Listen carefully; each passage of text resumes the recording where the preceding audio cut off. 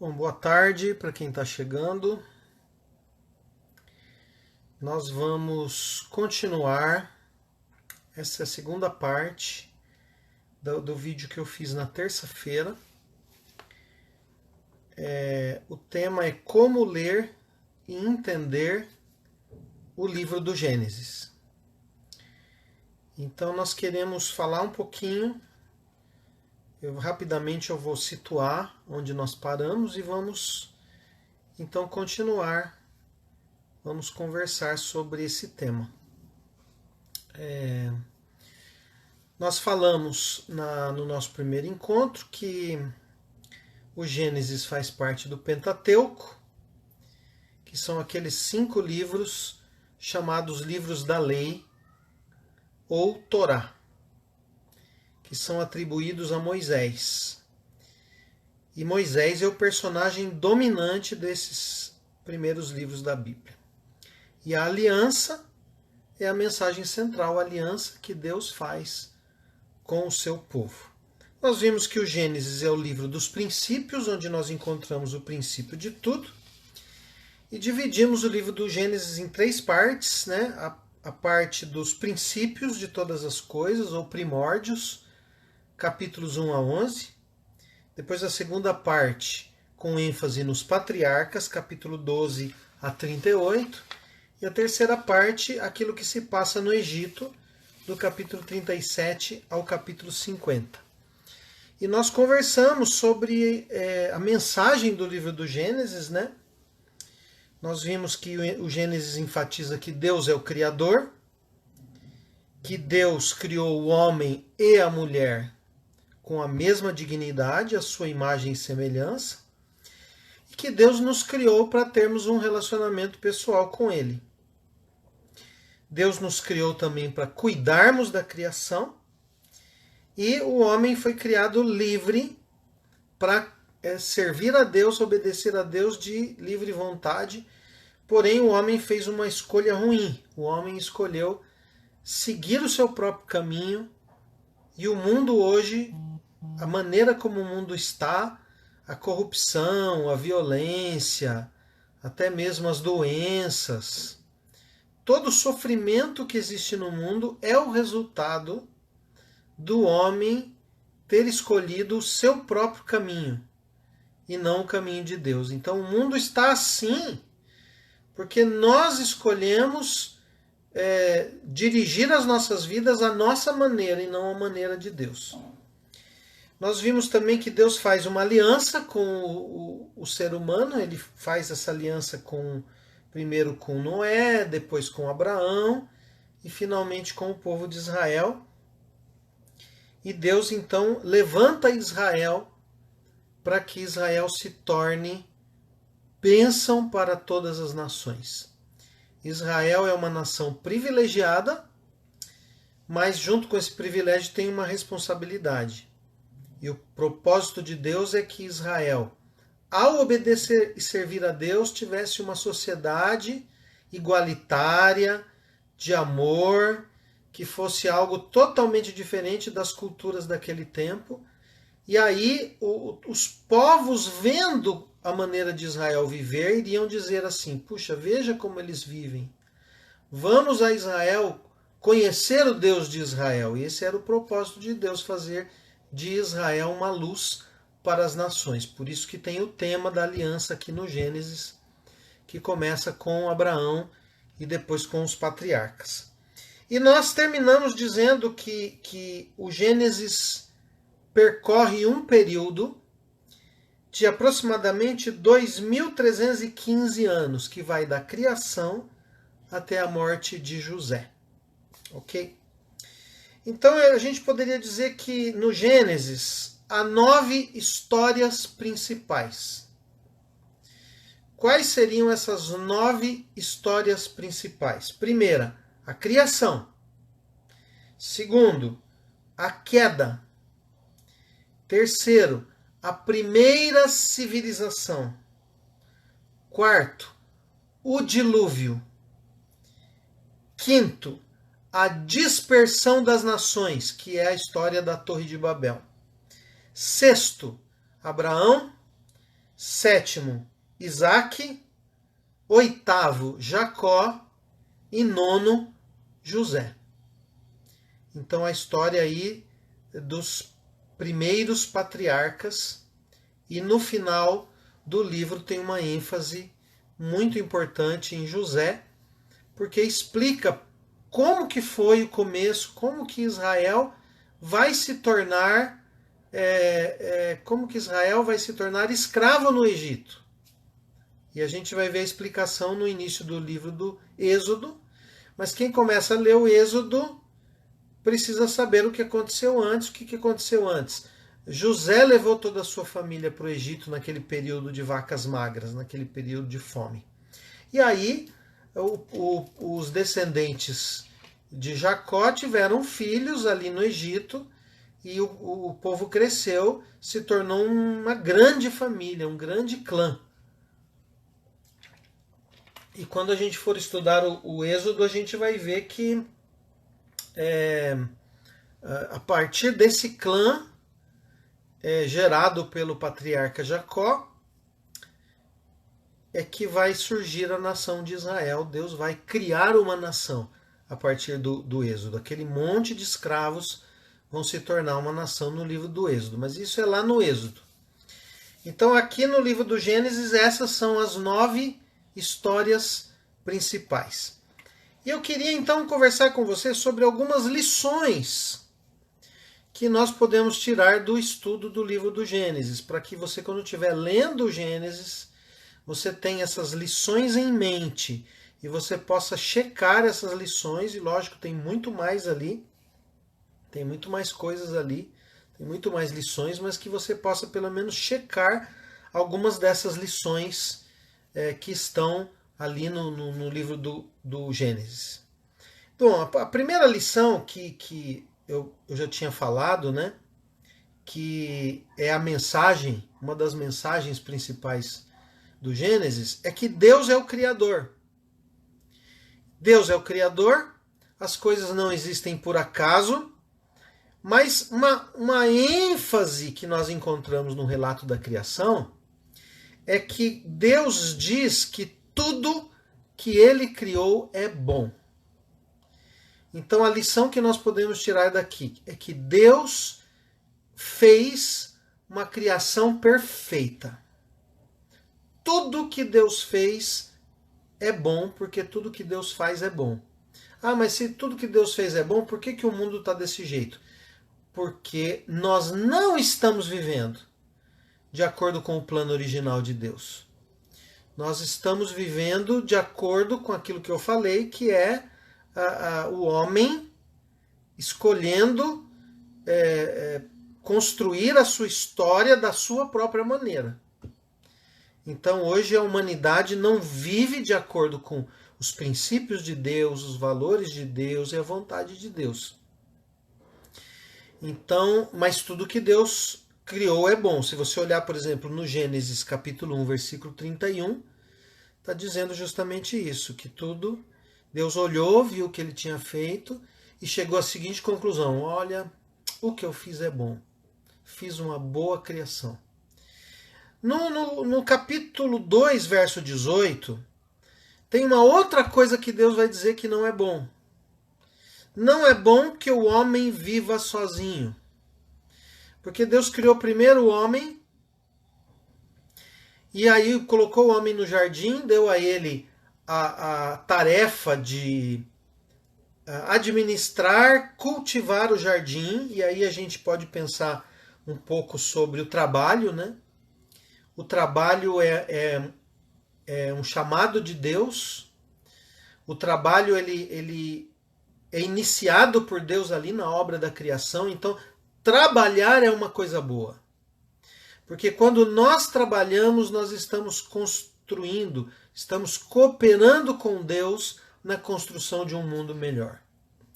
Então, nós temos várias opiniões sobre isso, que o trabalho dignifica o homem, a importância do trabalho, etc. Mas o trabalho, ele foi criado por Deus antes da queda.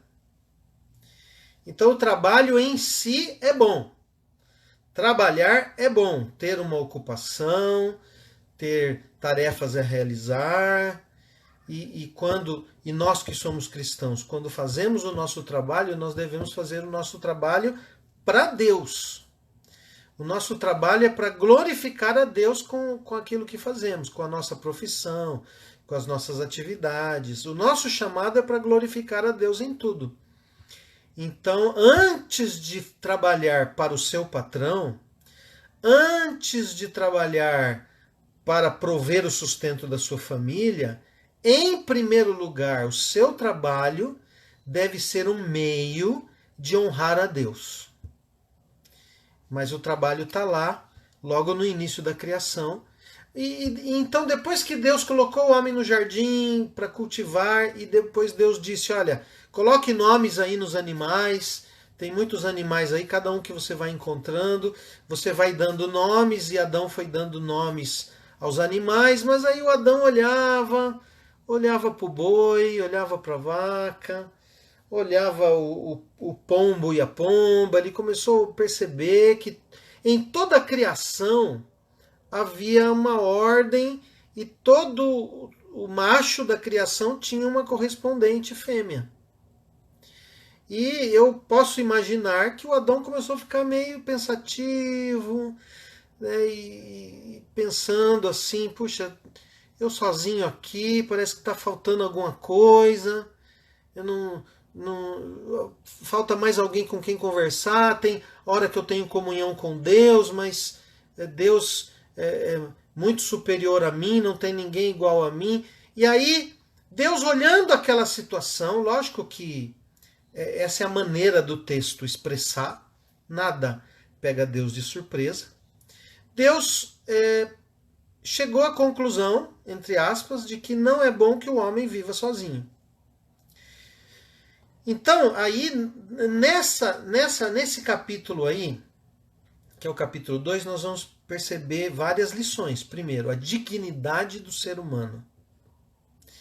O ser humano foi criado para se relacionar. Nós somos seres relacionais. Primeiro, fomos criados para nos relacionar com Deus. Segundo lugar, fomos criados para constituir família. Depois nós vamos falar aqui, né? A família, ela foi criada por Deus. Mas, devido a várias condições da vida e até mesmo a vocação de alguns, nem todo mundo constitui família. E é por isso que Deus instituiu a igreja, para fazer com que o solitário não seja solitário, mas viva em família, para ter a família da fé. Então a lição que sai aqui é que nós fomos criados não para nos isolar, nós fomos criados para nos relacionar. Preste atenção nisso. Isolar-se não é bom. Não faz parte do plano de Deus. Tudo bem, tem hora que você... Não, deixa eu ficar um pouco aqui quieto no meu quarto, deixa eu ficar um pouco aqui quieto no meu canto, eu preciso de um tempo para pensar. Isso é normal. Mas nós não fomos criados para viver isolados, nós fomos criados para nos relacionar primeiro com Deus e, em segundo lugar, com outras pessoas. Uma outra lição que nós vemos aqui nesse relato é a questão da dignidade da mulher. Vamos pegar o texto aqui, Gênesis 1, 27. Se a sua Bíblia estiver aí aberta, Gênesis 1, 27. Diz assim: assim Deus criou os seres humanos. Ele os criou parecidos com Deus. Ele os criou, homem e mulher, e os abençoou. Então o que ele está dizendo aí? Que a mulher é também imagem e semelhança de Deus, tanto quanto o homem. A gente já tinha falado no outro vídeo. Então a dignidade do ser humano, a dignidade da mulher, a dignidade do trabalho. E quando Deus manda o homem cultivar o jardim, Deus está dizendo ao homem que ele precisa ter responsabilidade pela utilização responsável dos recursos naturais. Esse era o plano de Deus. Aí o que o homem fez? O homem escolheu seguir seu próprio caminho, fazer as coisas do seu jeito, e aí veio o desmatamento, a poluição, tantas coisas. O homem está degradando o seu meio ambiente, o homem está destruindo a criação que Deus chamou ele para preservar. Mas há uma dignidade no trabalho.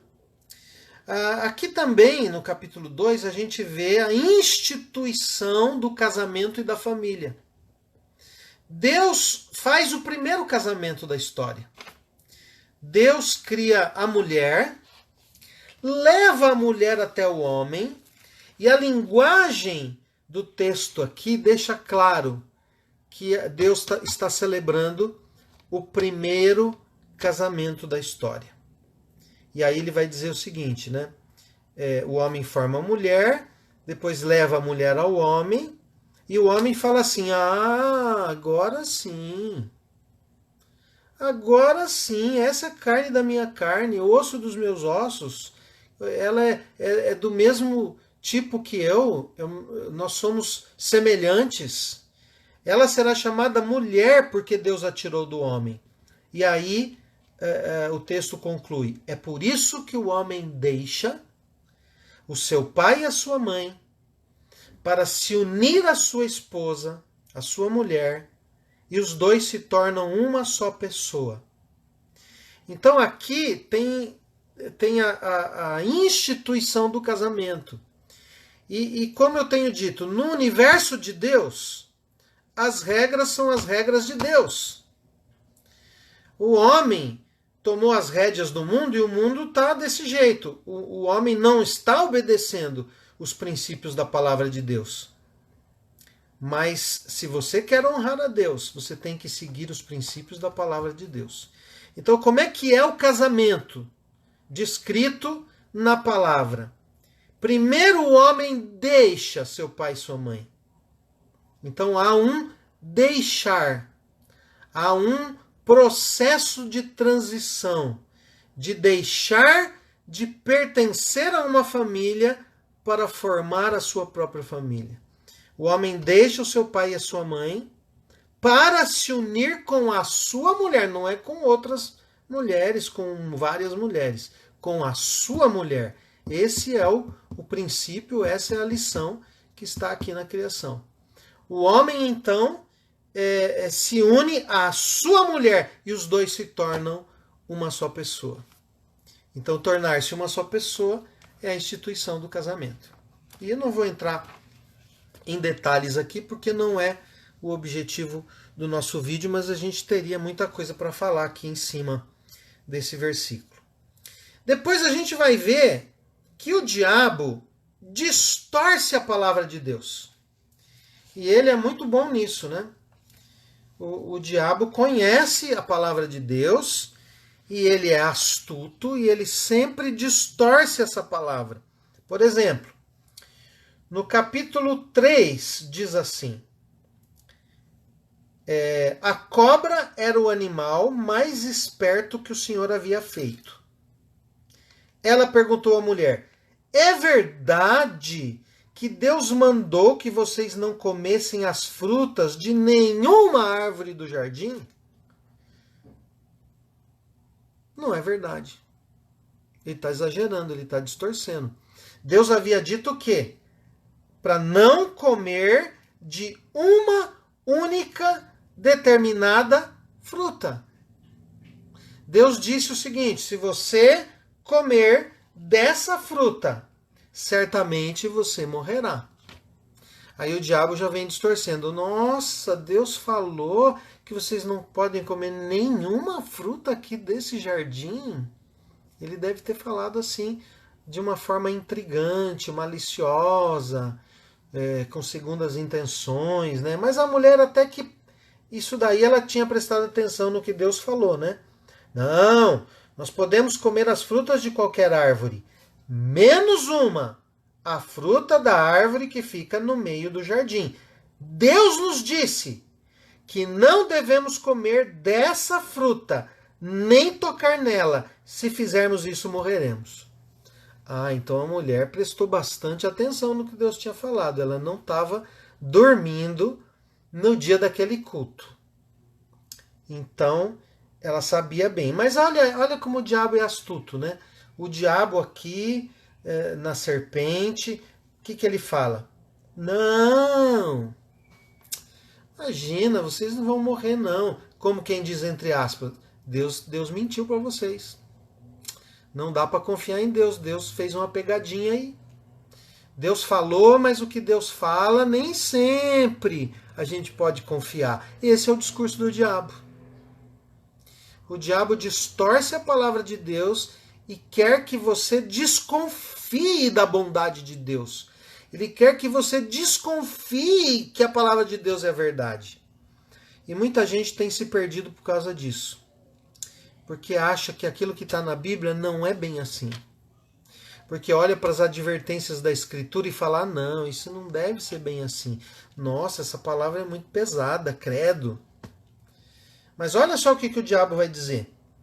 Vocês não morrerão coisa nenhuma. Alguém está mentindo aqui. Deus falou que morre. O diabo está dizendo que não morre. Em quem a mulher deveria ter confiado? Deus disse isso. Olha como ele vai minar a confiança no Criador.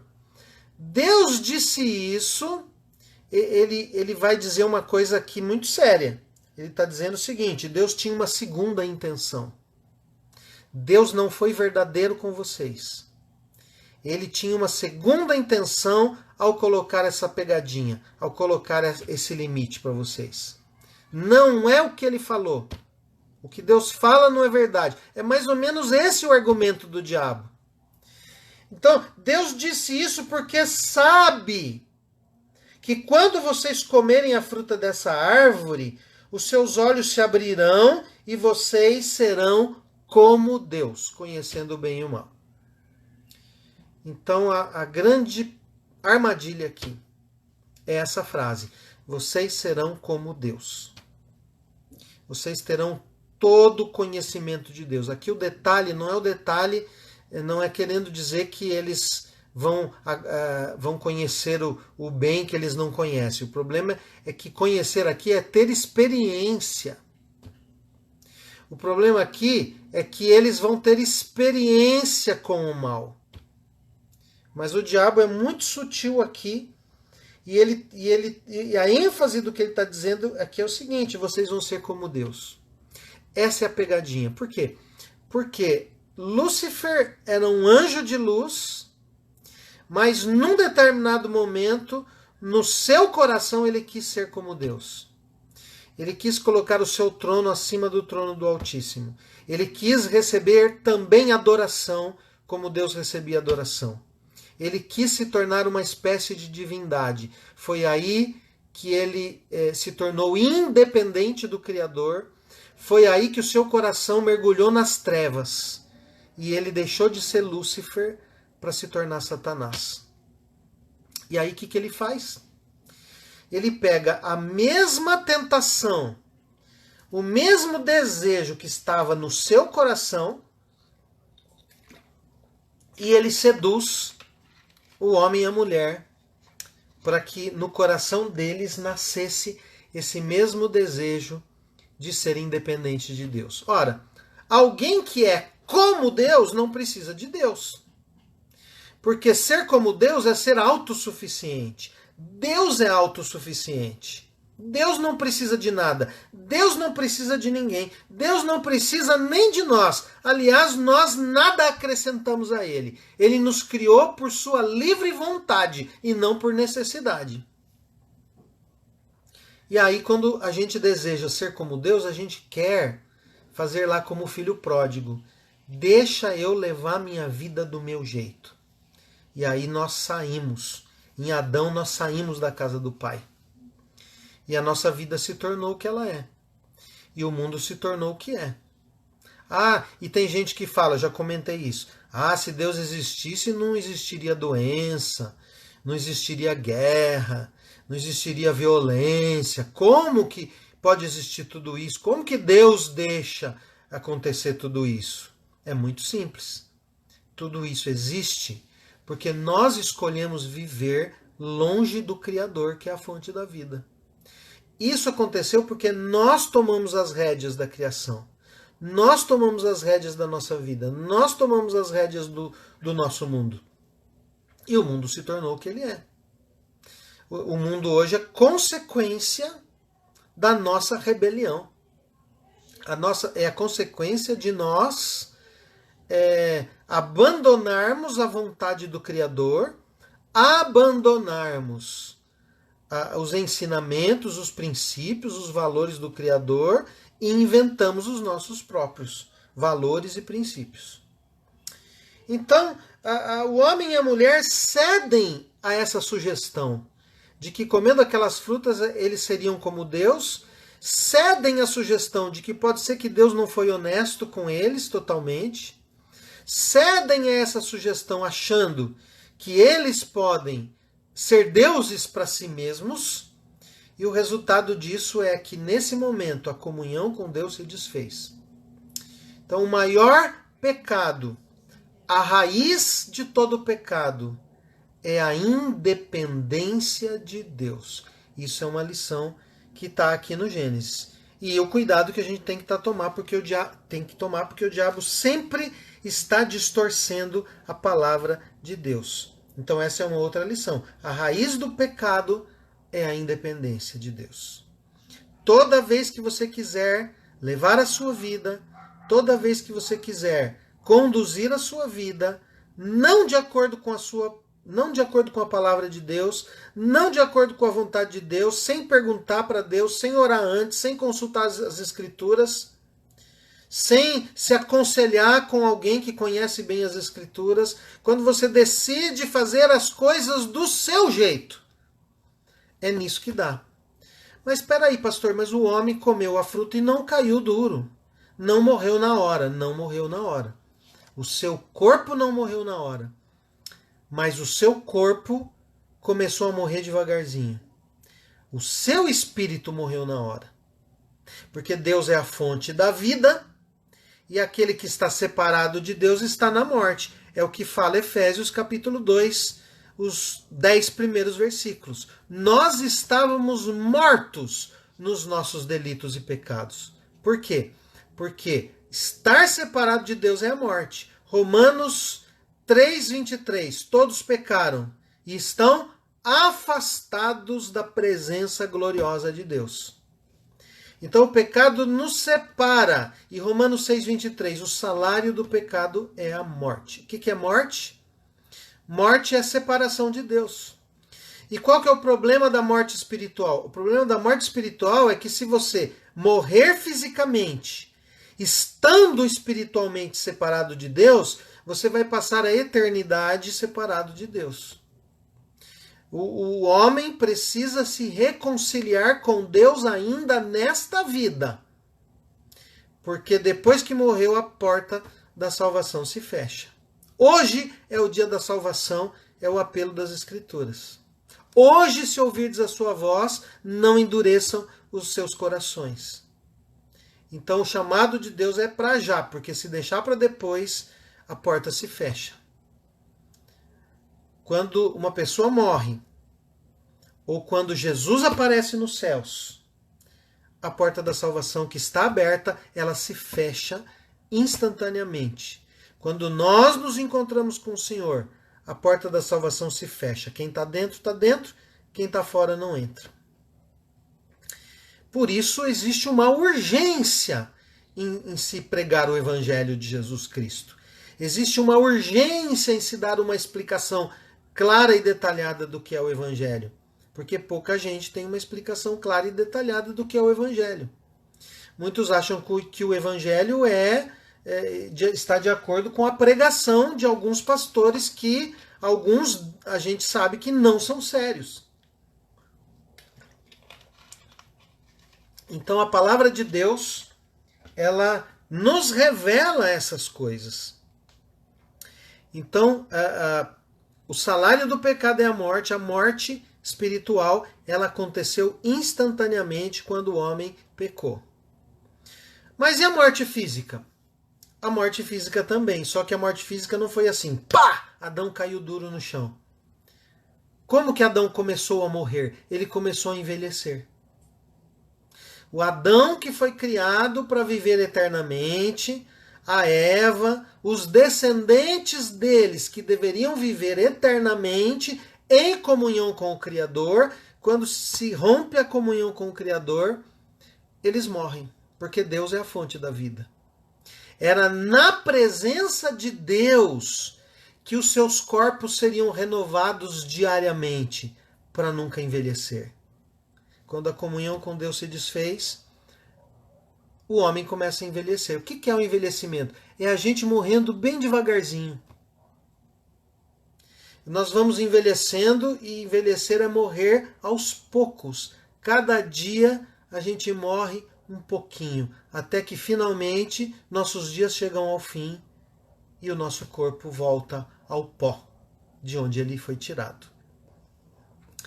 Então, o livro do Gênesis explica tudo isso, a origem da morte, a origem das ervas daninhas, como, por analogia, a origem dos micróbios nocivos à saúde, porque provavelmente no plano de Deus, as bactérias, os vírus estavam todos lá. Você sabe que no seu corpo tem bactérias, no seu intestino, etc., que são benéficas, que ajudam na digestão, que vendem até aqueles vidrinhos com lactobacilos, que são bactérias, que são benéficas. E eu creio que antes da queda, toda a criação era benéfica. Havia uma harmonia perfeita na criação. E mesmo com a queda, parte dessa harmonia se preservou, mas não toda ela. E uma das coisas que a gente tem hoje é doença, envelhecimento, morte, e como consequência do afastamento do homem de Deus, violência, guerra, enfim. O mundo é como é, por nossa culpa, não por culpa de Deus, por culpa da raça humana. Porque em Adão, toda a raça humana foi afastada de Deus. Aí a gente tem que voltar para o Novo Testamento, porque o Antigo Testamento só tem uma parte da revelação que vai se completar no Novo Testamento. Paulo em Romanos vai dizer que Jesus é o segundo Adão. O primeiro Adão afastou a humanidade do Pai. O segundo Adão traz a humanidade de volta à comunhão com o Pai. E por que será que Paulo chama Jesus, diz que Jesus é o segundo Adão? Porque, primeiro, Adão foi criado sem pecado e ele tinha condições de escolher se ele queria servir a Deus ou não. É o que a gente chama de livre-arbítrio. Mas a partir da queda, a liberdade do homem foi contaminada pelo pecado e o homem se tornou escravo do pecado, porque Jesus diz, todo aquele que comete pecado é escravo do pecado. Porém, se o Filho vos libertar, serei de fato livres. Então, o ser humano, a partir daí, escravo do pecado, é incapaz de escolher o seu Criador, a menos que ele seja tocado pela graça de Deus.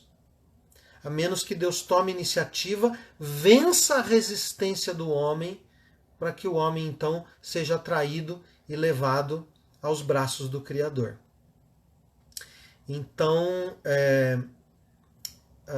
a graça de Deus é que nos traz de volta. E Jesus é o segundo Adão, que foi gerado no ventre de Maria de uma forma sobrenatural. Portanto, nasceu sem pecado, à semelhança de Adão, e nascido sem pecado, ele tinha livre escolha de poder decidir se poderia servir a Deus ou não. E Jesus, nós sabemos que ele escolheu servir o Pai e foi obediente ao Pai em tudo, foi impecável, porque Jesus é impecável. Então Paulo diz que Jesus é o segundo Adão. O primeiro Adão nos afastou do Pai. O segundo Adão nos traz de volta para o Pai. Então tudo isso está aqui no Gênesis. O Gênesis também deixa claro que quando o homem pecou, Deus já tinha planejado a redenção. E Paulo vai dizer isso depois, que o cordeiro foi imolado antes da criação do mundo. Antes da fundação do mundo. O que isso quer dizer? Que nada pega Deus de surpresa. Gente, Deus é totalmente diferente da gente. A gente está preso ao tempo e ao espaço. Deus não está. Ele é o criador do tempo e do espaço. Nós, para atravessarmos um dia, nós temos que esperar o tic-tac do relógio às 24 horas. 60 vezes por minuto. Nós temos que esperar o tempo passar até que a gente chegue amanhã, por exemplo. Deus não. Deus olha e é como se ele tivesse sobre a mesa todas as eras. Desde quando ele criou o tempo e a eternidade. Aos olhos de Deus nada está escondido. Então ele olha o presente, o passado e o futuro como se tudo estivesse acontecendo ao mesmo tempo para ele. Para ele todas as coisas estão abertas e estendidas diante dos seus olhos. E sabe que isso me conforta? Porque quando eu peço uma coisa a Deus, eu posso crer que ele já fez. Só que ele fez num tempo que eu vou ter que esperar o relógio fazer tic-tac até chegar naquele tempo em que Deus já fez. Mas isso conforta o meu coração, isso aumenta a minha fé, saber que Deus não está preso ao tempo. Então Deus conhece o presente, o passado e o futuro, e isso está totalmente aberto aos seus olhos, porque foi ele o Criador. Então, quando Adão peca, a primeira coisa que Deus faz, Deus dá a eles pele de animais para eles se cobrirem. O que aconteceu? De onde saiu essa pele? Animais tiveram que ser sacrificados.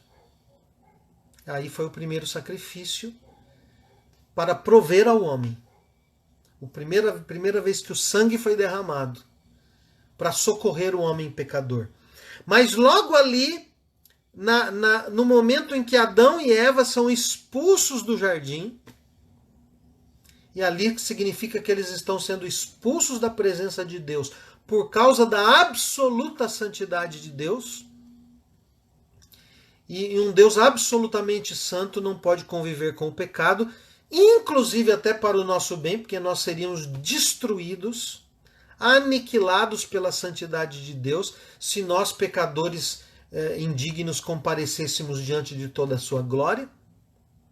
Então Deus afastou o homem e ele começou a colocar em prática o seu plano eterno, quando ele diz que do descendente da mulher, que o descendente da mulher esmagaria a cabeça da serpente. Ou seja, Deus já planejou, antes da criação, enviar seu Filho ao mundo para se tornar um de nós, para morrer na cruz em nosso lugar, para nos substituir na condenação que nós merecíamos, pagando a nossa dívida e nos reconciliando com o Criador. Tudo isso estava na mente eterna de Deus. Então nós já encontramos no momento da queda a promessa da redenção. Nós vamos encontrar também no Gênesis as consequências do pecado. E elas são muitas, eu comentei. Mas, por exemplo, no capítulo 3, verso 16, ele vai falar da dor, do sofrimento. Aqui está incluído as doenças. Nos versículos 17 e 18, ele vai falar da maldição da terra, das ervas daninhas, dos espinhos. E ele finalmente vai falar da morte, até que o homem volte ao pó de onde ele foi formado. Depois, no capítulo 3, verso 22, ele vai falar da separação de Deus, e o homem separado de Deus está separado da vida. E aí, no decorrer do capítulo 4, nós vamos encontrar aí a avareza, o egoísmo, a raiva, os ciúmes e o homicídio, culminando aí no primeiro homicídio da história, não é? E aí a gente vai ver essa questão da independência, do rompimento do Criador com a criatura.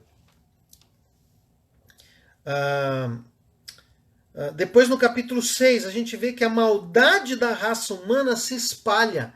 E no capítulo 6, versículo 5, ele fala isso. Capítulo 6, versículo 5. Quando o Senhor viu que as pessoas eram muito más e que sempre estavam pensando em fazer coisas erradas, ficou muito triste por haver feito os seres humanos. O Senhor ficou tão triste e com o coração tão pesado que disse: vou fazer desaparecer da terra essa gente que criei. E também todos os animais, os seres que se arrastam pelo chão e as aves, pois estou muito triste porque os criei. Na verdade, o texto está descrevendo a tristeza de Deus com o pecado. A decepção de Deus com o pecado da criatura que ele fez para ser semelhante a ele. E aí, no versículo 11, diz assim, vamos pegar aqui do 9 até o 11. Esta é a história de Noé. Ele foi pai de 3 filhos, Sem, Cã e Jafé. Noé era um homem direito e sempre obedecia a Deus. Entre os homens do seu tempo, Noé vivia em comunhão com Deus. Para Deus, todas as outras pessoas eram más e havia violência por toda parte. Deus olhou para o mundo e viu que estava cheio de pecado, pois todas as pessoas só faziam coisas más. Então, a consequência do pecado é que a maldade se espalhou à medida que o homem foi se procriando, à medida que o homem foi enchendo a terra. O que aconteceu? A maldade se espalhou.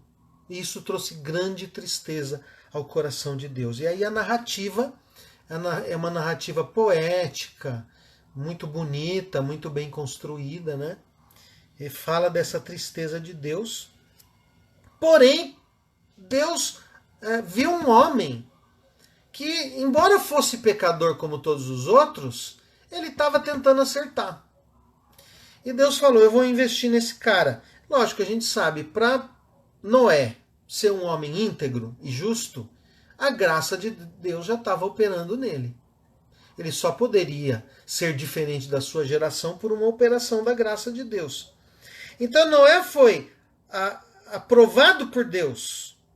E ele então, Deus faz uma aliança com Noé, e você depois vai ler a história lá da arca, da salvação de uma família para reconstruir. Então, com a arca, Deus pensa assim, vou dar um reset na história. Vou fazer o seguinte, vou acabar com todo mundo e vou começar tudo de novo do zero. Vou pegar esse camarada aqui, que a minha graça ajudou ele a ser melhorzinho que os outros, e vou começar tudo de novo. E aí começa tudo de novo. A história é muito, muito bonita, muito interessante. Aí, quando termina o dilúvio, a partir da família de Noé, a humanidade recomeça, passam-se os anos, o que vai acontecer? A mesma coisa de novo. E a gente vê isso na Torre de Babel. A criatura continua se afastando do Criador, porque essa é a nossa natureza. Olha, se você é um cristão que tem comunhão com Deus, que frequenta uma igreja, que lê a Bíblia, fique sabendo de uma coisa. Isso só acontece na sua vida por causa da manifestação da graça de Deus na sua vida. Porque nós, no nosso estado natural, a nossa natureza nos afasta do Criador. A nossa natureza nos manda para longe do Criador. A nossa natureza nos faz fugir de Deus e das coisas de Deus. O homem, no seu estado natural, ele não quer saber de Deus, ele não quer saber de orar, ele não quer saber da palavra, ele não quer saber de reunião de igreja, não quer saber de adoração. O homem, no seu estado natural, ele foge de Deus, ele resiste a Deus. Agora, por que a graça é tão maravilhosa? A graça é maravilhosa porque o Pai, quando toca alguém com a sua graça, essa graça, ela vence a nossa resistência e nós então nos entregamos a Deus. Então tudo isso a gente percebe aqui nas páginas do Gênesis. Então em Babel o que a gente vê? Orgulho e autossuficiência. Ou seja, o homem continuou no seu mau caminho. Por quê? Porque a semente do pecado está enraizada em nós. Então o homem, entregue à sua própria sorte, ele vai fazer o mal. O que é que impede o mundo de ser pior do que ele já é? A graça de Deus detém o avanço do mal por completo. A graça de Deus põe um limite à ação do mal. Porque senão não sobraria nada. Não teria mais nada aqui. Bom, e aí encerrando então essa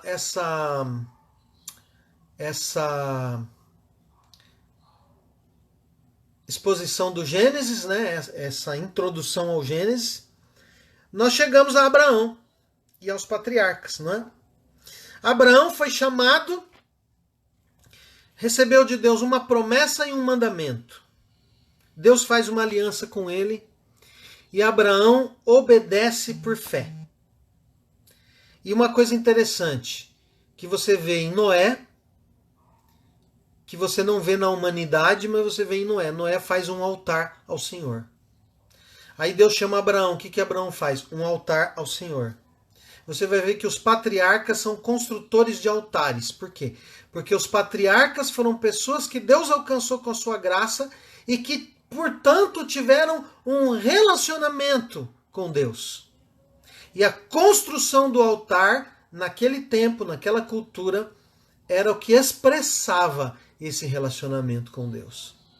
O altar significa entrega. O altar significa dependência. O altar significa relacionamento. E nós somos chamados a isso, meus irmãos. Nós somos chamados a construir um altar na nossa vida.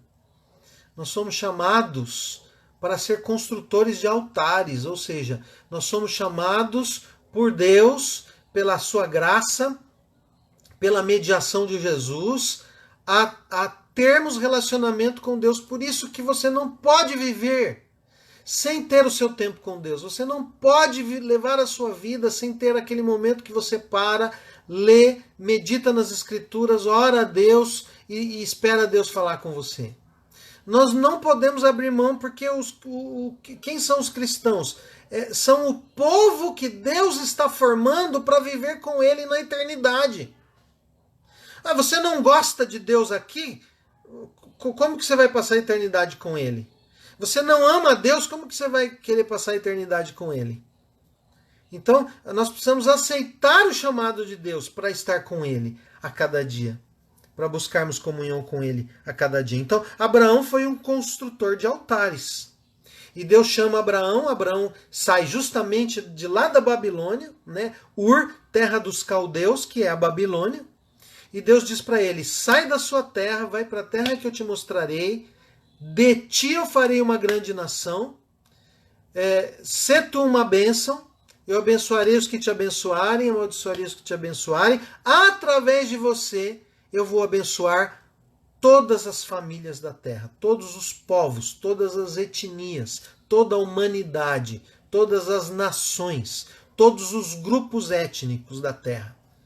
Então Abraão é chamado com um privilégio que é responsabilidade. Ser bênção, porque através dele Deus vai abençoar o planeta todo. Bom, a gente vê algumas lições importantes. Por exemplo, nós estudamos no acampamento, né, esse texto, em que Abraão dá o dízimo. Gênesis 14, 20. E aí mostra que o dízimo não veio com a lei. O dízimo, portanto, é anterior à lei. E é a maneira de Deus sustentar o avanço, a manutenção e o avanço do Evangelho. E através dos nossos dízimos, Abraão foi dizimista. A gente vê também que Abraão ofereceu seu próprio filho Isaque em sacrifício. Ele foi provado por Deus no capítulo 22. E ali quando Abraão coloca o seu filho sobre o altar, ele demonstra uma fé totalmente confiante em Deus. Ele confiou que se Deus prometeu que da sua descendência iria formar uma grande nação, e tem um momento que Deus fala, o seu descendente não é o seu servo Eliezer, mas é o filho que você vai ter com a Sara. E Deus, quando coloca esse filho da promessa no altar, Abraão revela plena confiança de que Deus iria cumprir a sua promessa. E se fosse necessário, Deus ressuscitaria Isaac para poder cumprir a sua promessa. Mas a gente vê também que Abraão ele é falho, ele é cheio de incoerências, tem hora que falta fé. Por exemplo, ele vai para uma terra estranha e a Sara era muito bonita, ele fala, nossa, vão me matar aqui. Como que vão te matar, ô Abraão? Você não sabe que Deus falou que vai fazer uma grande nação de você? Você não pode morrer. Mas nessa hora ele fica com medo. E ele fala que a Sara é irmã dele. E dá todo aquele bafafá, todo aquele problema. Mais de uma vez isso acontece. E então você vê Abraão incoerente. Deus fala para ele, você vai ter um filho com Sara. Ele vai ter filho com uma escrava, vai ter filho com outra escrava. Ele quer dar um jeitinho. Então, na nossa natureza, sempre está querendo, sempre tem aquela semente de querer fazer as coisas do nosso jeito. E quando Abraão faz as coisas do jeito dele, o problema é tão sério que nós até hoje vemos situações decorrentes da desobediência de Abraão. Até hoje nós vemos inimizade entre povos decorrentes da desobediência de Abraão. Então nós vemos que Deus escolhe Abraão por graça, e Abraão ele oscila, tem hora que ele tem medo, tem hora que ele tem fé, tem hora que ele tem medo, tem hora que ele tem fé, porque ele é como a gente. Depois a gente vai ver Jacó, a mesma coisa, você vai ver que Jacó, no capítulo 28, versículo 22, Jacó também era dizimista. E de tempos em tempos a gente vê Deus repetindo a promessa, renovando a promessa para alimentar a fé de Abraão, depois repetindo para Isaac a promessa, depois repetindo para Jacó a promessa. Deus vai alimentando a sua promessa. Quando você estiver lendo Gênesis, anote aí quantas vezes Deus repete a promessa que ele fez pela primeira vez. Por que Deus faz isso? Para nos encorajar. Para encorajar Abraão, Isaac, Jacó, para dizer para eles, fiquem firmes. Olha, a promessa que eu fiz está de pé. Continuem, caminhem comigo. Deus tem uma hora que chega para Abraão e fala assim, Abraão, anda na minha presença e ser perfeito. O chamado de Deus para Abraão andar com ele, o chamado de Deus para Abraão andar em santidade. E depois a gente vai ver a história de Sodoma. O que é Sodoma? Sodoma é o exemplo de uma sociedade em rebelião com Deus. Hoje no mundo nós vemos pessoas afrontando a Deus, talvez de uma maneira mais ostensiva do que os habitantes de Sodoma e de Gomorra fizeram. E você vai perceber lá no Gênesis, capítulo 18, verso 20, capítulo 19, versículo 5, capítulo 21, de 15 a 20, capítulo 29, 31. Você vai perceber na história de Sodoma e de Gomorra que os pecados que foram se acumulando, a ideia é assim. O pecado, ele vem sobre a pessoa. Mas quando essa pessoa confessa, se arrepende, o pecado é tirado. Mas quando uma pessoa vive sem comunhão com Deus, sem perdão de pecado, sem se arrepender, vai acumulando, vai acumulando, vai acumulando e não para de acumular. E a ideia é essa. Os pecados de Sodoma e de Gomorra foram se acumulando tanto que chegaram lá no céu. Então vamos pensar, era muita coisa, hein? Era muita coisa. Era muita perversidade, era muita violência, era muita corrupção, era muita depravação moral. Com o dilúvio, Deus quis dar um reset na humanidade. A história se repete, o homem faz tudo errado de novo. E Deus então tem que intervir ali. Sodoma ofendeu a Deus demais. Sodoma passou de todos os limites. E Abraão fica intercedendo, mas Senhor, se tiver pelo menos um ali, e o único que escapa é Ló. Deus só destrói Sodoma depois que Ló sai de lá, mas na intercessão de Abraão ali a gente vê que não tinha sobrado mais ninguém ali que tivesse a possibilidade de se arrepender dos seus pecados. Depois de Abraão vem Isaac. Aí com Isaac você vê a história de Esaú e de Jacó. É muito interessante que o livro do Gênesis ele vai narrando a história da origem dos povos, a história da origem das nações, né? Esaú é o patriarca do povo de Edom, porque Edom quer dizer vermelho, e Edom era o apelido de Esaú, porque ele era ruivo. E então a história de Esaú e Jacó, a gente vê aí a graça de Deus agindo, né? Primeiro na vida de Isaac, né? Deus chega para Isaac e fala: Isaac, não vá para o Egito. Era um período de fome, de escassez. Deus fala: não vá para o Egito, fica aqui que eu vou te abençoar. Isaac tem uma colheita de 100 vezes mais. Foi milagre extraordinário que Deus fez. Isaac era um pacificador. Ele abria poços, todo poço que Isaac cavava saía água. Então Deus abençoou Jacó, Deus abençoou Isaac, depois Jacó, filho de Isaac, que era enganador, astuto, mal intencionado, queria passar os outros para trás.